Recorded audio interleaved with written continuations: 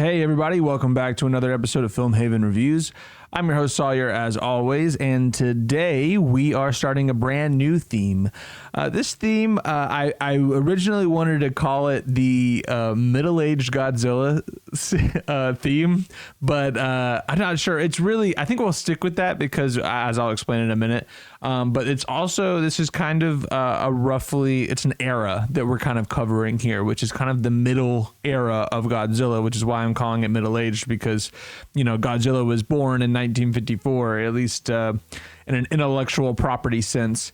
And this is about, 30 years into his life. And then by the time that we get to like the movies that I covered, some of the movies that I covered last year, like Godzilla -1, we're getting closer to, I don't even know how old, 50 years old or something, or older, like 80, 70, something. I don't know. Math is hard. But anyway, so this is also considered an era. I had to look it up because I'm really bad at like pronouncing Japanese words. It's the Heisei era or a Heisei era. I'll overlay something so you can see how it's written. But it technically begins with the next movie that we're talking about, but this movie today, which we're talking about, is from 1984, and it is the Return of Godzilla, which I felt like was a really good time to kind of start this theme, because I had mentioned it, if you were listening like well over a year ago now, to my Godzilla episodes from last year. I had kind of mentioned being interested in this kind of middle era because it seems like there are some hidden gems within because most people know about kind of the original Godzilla movie and maybe Godzilla Rides Again, the sequel, and then they know about the newer movies starting from about 2014, maybe, the Roland Emmerich 2000 Matthew Broderick Godzilla, like I grew up with that, but they don't know as much about these movies from the 80s and early 90s, which was like a whole run. And as it seems, in comparison to the period between the original and this film, the 60s and 70s, this is kind of a return to form, this movie, Return of Godzilla, because it had kind of gotten really kiddie. What's his name? Toshiro Honda. Oh man, I'm going to butcher that. Ishiro Honda, the director of the original, as the movies progressed, they got crazier, he got less budget, and so the movies became more kid-oriented, sillier. Like I talked about last year, there's one I watched with Allie where literally they're like playing beach rock while they're passing a boulder from one end to the other, like it's like a volleyball, which is a lot different than if you look at the original Godzilla movie, which is very dark and moody, and it is like you can consider it a horror movie, a disaster film, and a creature feature. Whereas these movies that I'm talking about, which there's even one that's like, oops, all monsters, and that one, it's fun. I mean, you like the idea, and then there's even like baby Godzilla and stuff, and it's just crazy. It's just not.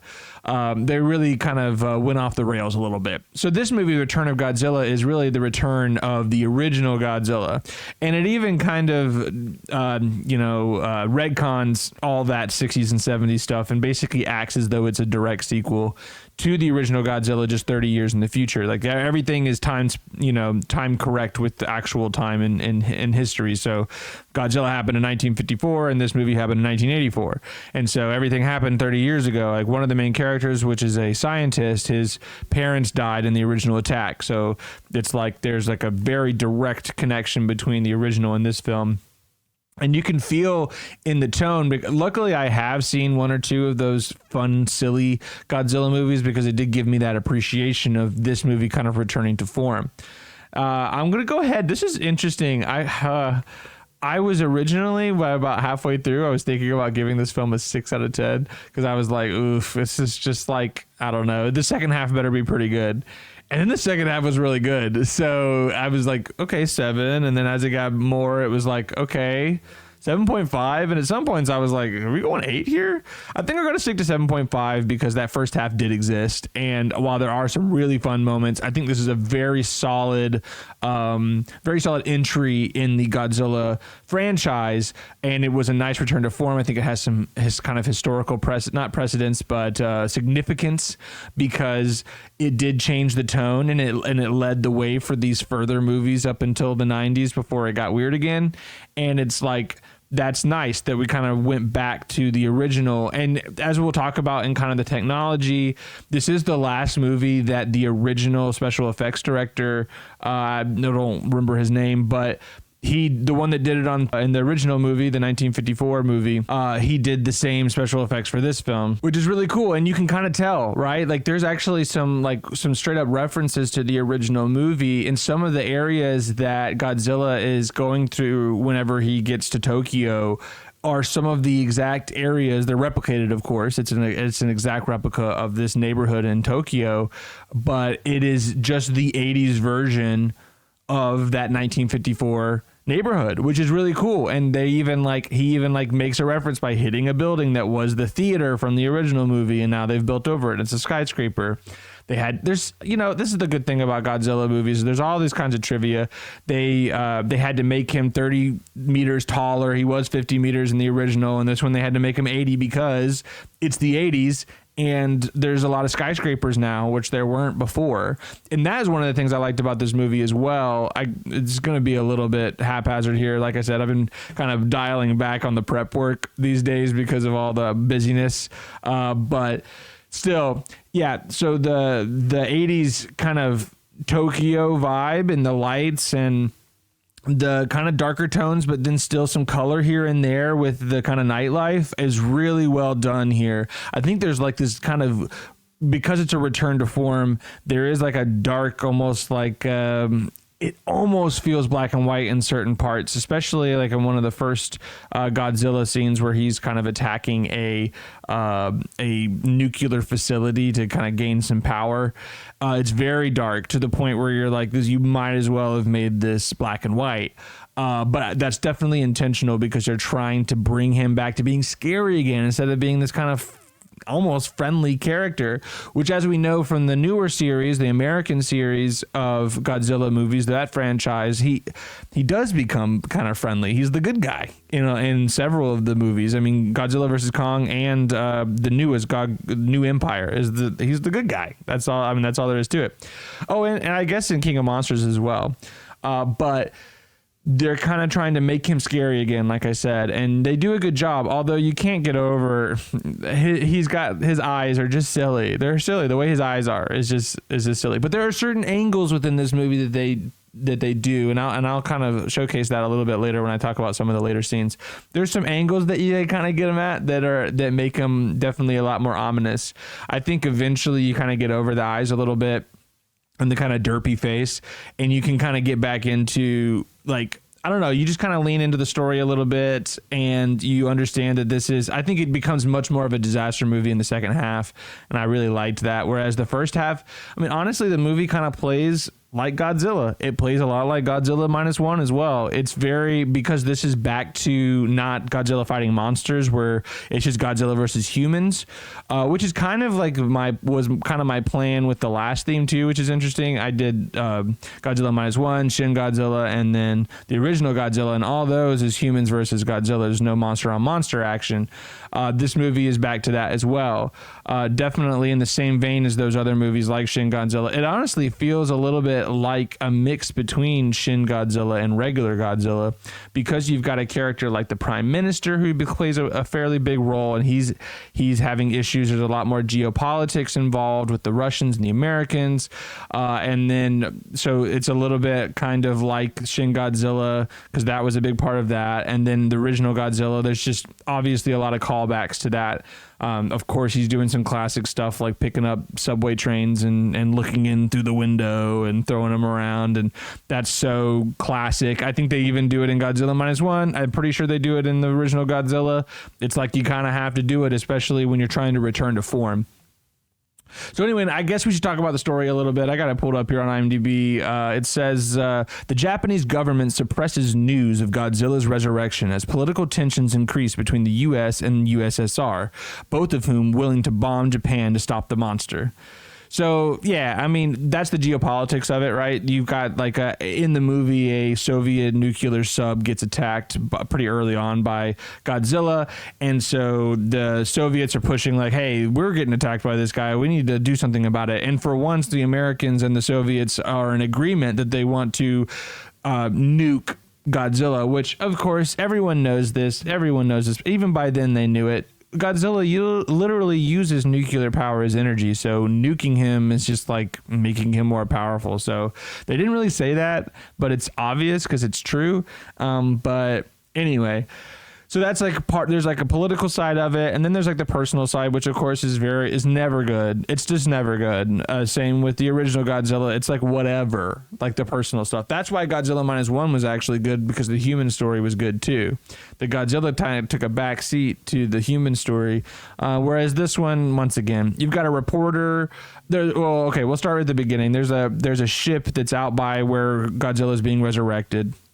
He gets resurrected, and the kind of some of the they call it like sea louses. They're like these like mice or lice that are like have become mutated because they've been hanging on Godzilla's kind of like dormant body, and they attack this ship where one of the main characters is. That survivor of the main character gets found by a reporter.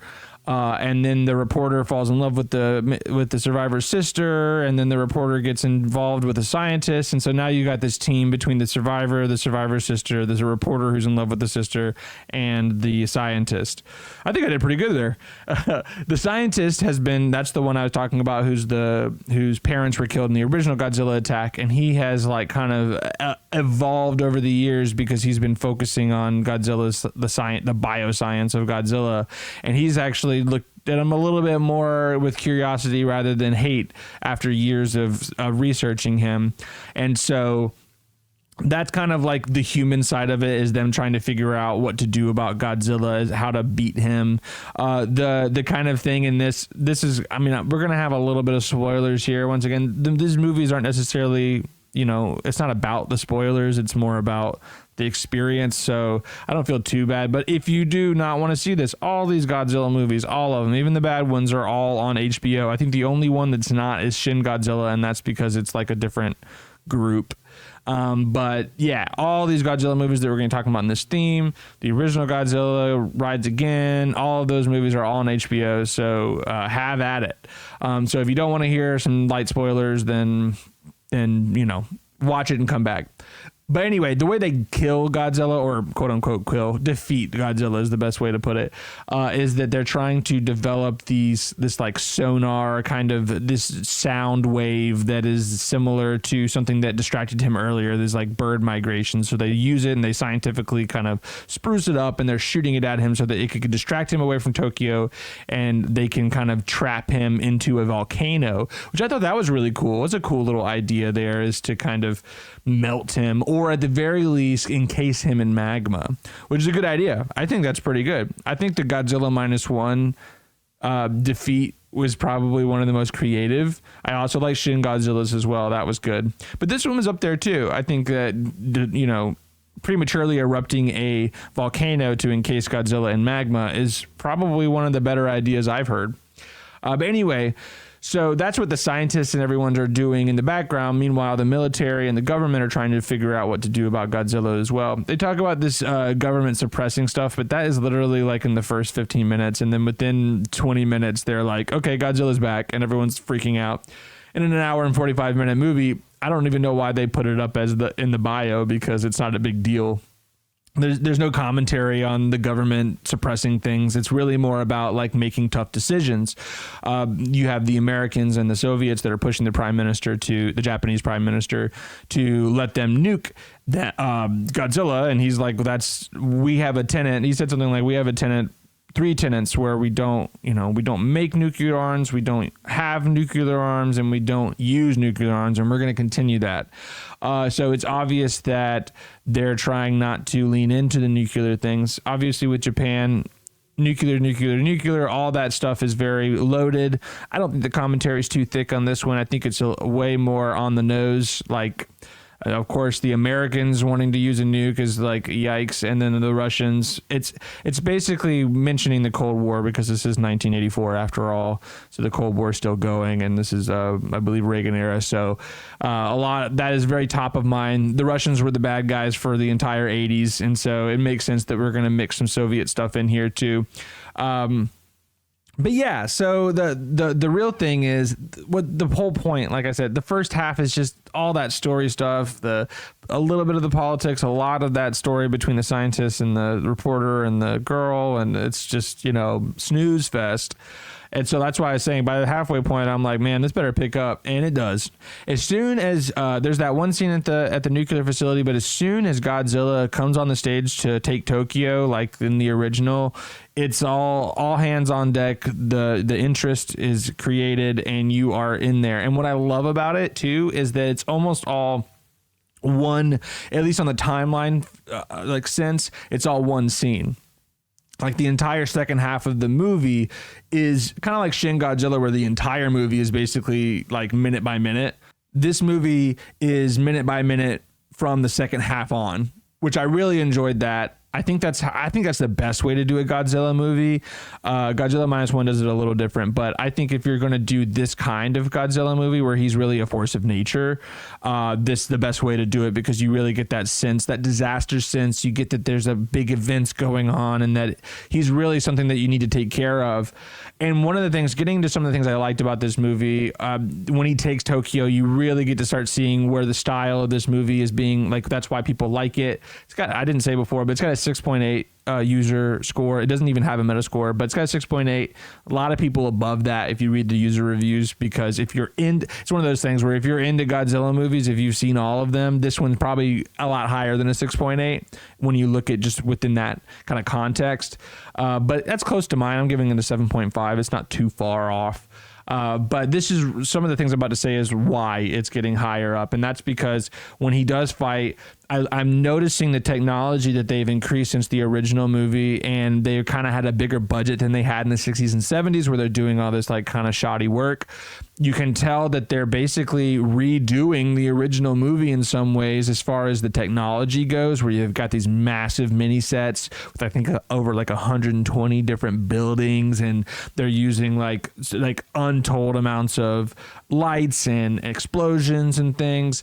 And one of the things that impressed me, not just with the style of it, like I said, there's this like, beautiful cityscape, and you got him going in through it. So it's really like kind of stark, and it's just visually very pleasing, but it's also the technology of overlaying humans running through the city while he's still in the mini set, right? He's still in the big studio in a suit. So you've got you have to work a lot on, right, like the sizing of how are we overlaying these people? How do we make it all look believable? There's one shot in particular, the picture quality goes down a lot, which is unfortunate on this one shot, but it is a great shot of him kind of coming in through the background, kind of, he's got two buildings kind of on both sides of him, and he's coming into the from the background into the foreground, and you've got what's obviously the set there, but then you've got all the humans, like the crowd of people on the bottom layer of the screen kind of running away and, screaming and doing all the disaster stuff, but they're obviously overlaid, but it's not so obvious that you can't suspend your disbelief. I think it was just craft-wise very well done.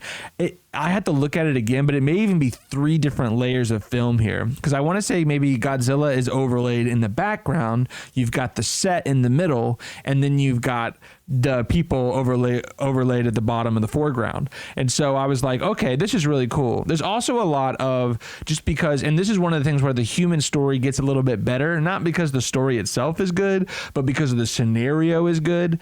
The humans, the scientist, the reporter, the survivor, and the sister, they're all inside of one of the main buildings that is in the middle of this kind of Tokyo scene where Godzilla is fighting, which is really cool, actually. We'll get to that in a second, but he's fighting the Super X, which is this like high-tech hovercraft ship that is like very futuristic, that is fighting Godzilla. That's a whole thing we're going to have to break down in a little bit, but going back, while that whole scene, those scenes are happening, the human side of the story is right there in the mix of it. And so there are moments where fighting the Super X, Godzilla hits his tail into the building, and it's their building, and they're like freaking out, and holes get ripped into the building, and you can see like them having their scene, and in the background, Godzilla is in the background. And I thought that, I mean, especially for 1984, that was really well done. It really gives you a sense of setting. It gives you a sense that it really makes the human story a little bit better because it's just a cool scenario. Like, it just has a good vibe, and the atmosphere is great.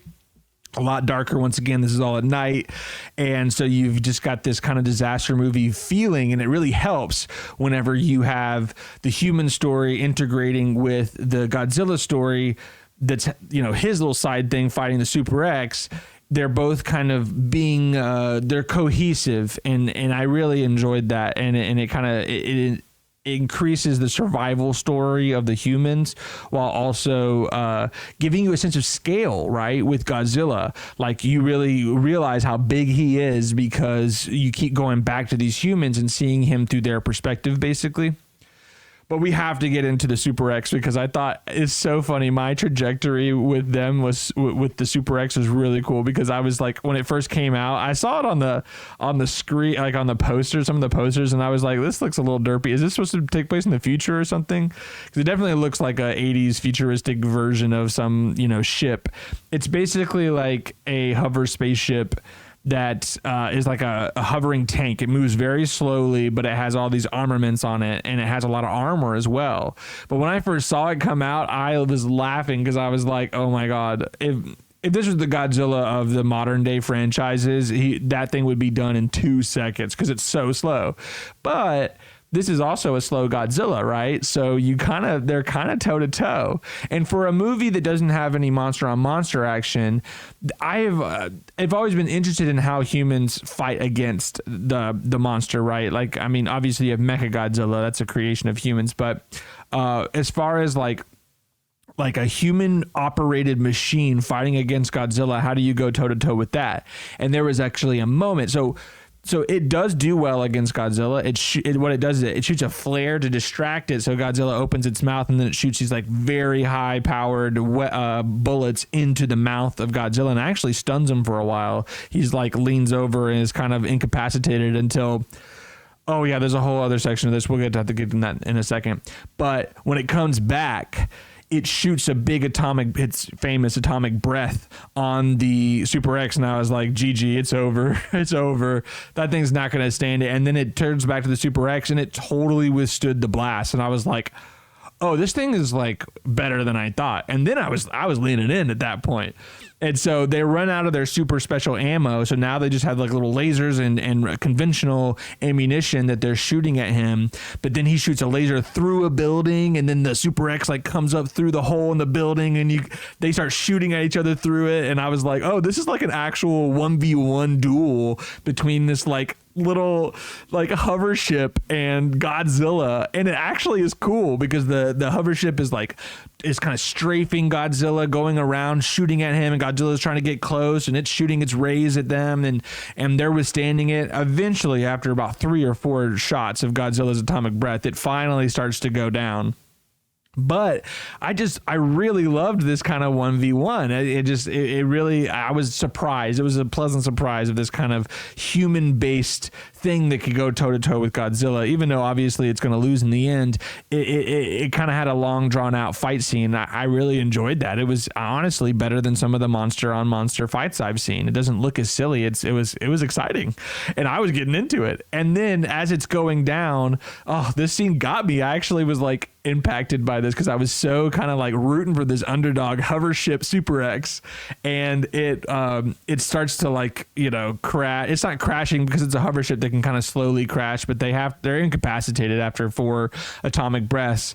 And then I actually just kind of want to play this scene because it is just like it also shows one of the good things that I don't really probably have too much time to get into too long because we're already at 20 something minutes, but the score was really well done, and apparently it was made in 4 days, which I'm very impressed by, because this score scene at the end of the Super X fight was really, really well done and was very effective.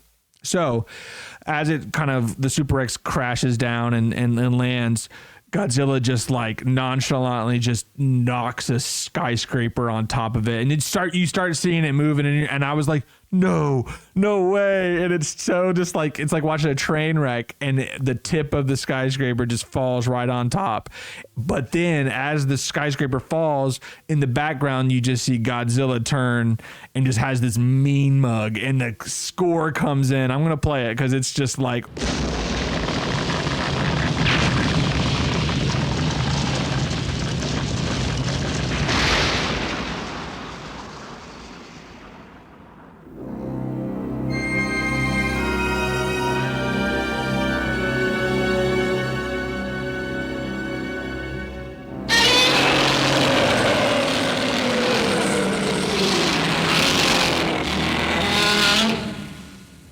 ooh, attitude, which is why they say, a lot of people reviewing this movie are like, I'm so glad to have moody Godzilla back, like that kind of original, like if you're trying to bring the horror back, you're trying to bring the serious tone back, like he's now cool again instead of being this kind of funny character, honestly.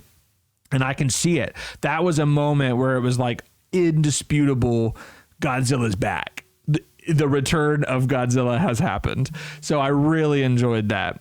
But yeah, like I said, real fast, because I think this is interesting. There's a little bit of what was the movie Doctor Strangelove in this, where in that movie, right, there's a secret bombing raid that's going on where they're completely disconnected, but everybody knows that there's this nuke that's going to drop from American forces, but they can't reach them to tell them to stop dropping it. So now the Russians and the Americans have to talk. It's very similar in this movie where the Russian sub, one of the Russian subs that has nuclear powers, gets malfunctioned by attack on Godzilla, and it basically releases a space nuke, and they can't do anything about it. And so it's coming for Tokyo, even though Japan's prime minister said you can't blow anything up. But now the Russians are like, oops, sorry. And then the Americans are like, well, we're going to have to intercept that. And then there's this whole I think it was a really good idea there because it kind of puts a timer on everything. And it's like in 30 minutes, there's a nuke going to be falling on top of everyone's head in the middle of Tokyo.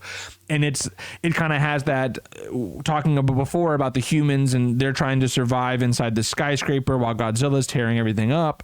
And you just have this kind of cacophony of scenarios here. And then you add that there's a nuke that's going to blow up over on everyone's heads. And it just kind of creates a really good pressure chamber. And I really appreciated that.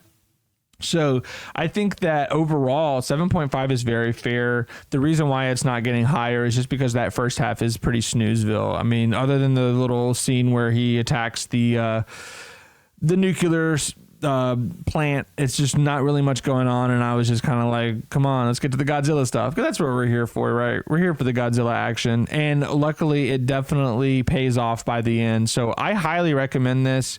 I got a feeling that these three that we're going to be talking about in this theme are all fairly good. I don't know about the last one, but this one and the next one is the one I'm most excited for, which I will butcher if I try to say, but I think it's one of the cult classic ones, if I just from doing my research. But it seems like all these movies in this high sci or whatever era, it seems to be kind of a cult classic for a lot of it's a fan favorite for a lot of the people that are really into Godzilla and kaiju movies in general. So that's it for this week. I'm sure I could get into more stuff. There's a lot to talk about with this movie because it is visually so pleasing.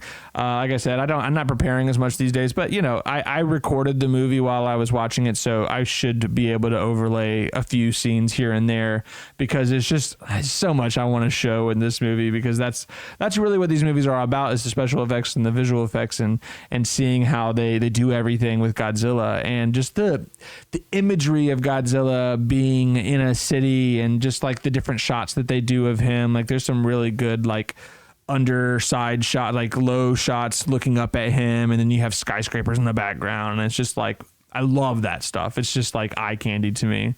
So very happy to be back in Godzilla land. This might be my first time doing like a legit sequel to a theme. I told you I was going to eventually do it. So I'm happy to be back here. And we're definitely going to be doing that with other themes too. Like I'm definitely going to do an underwater theme too eventually. I'm just trying to space it out a little bit so I don't do too much of the same thing. But That's it for this week. I hope you guys have a great week, and I will see you next Friday.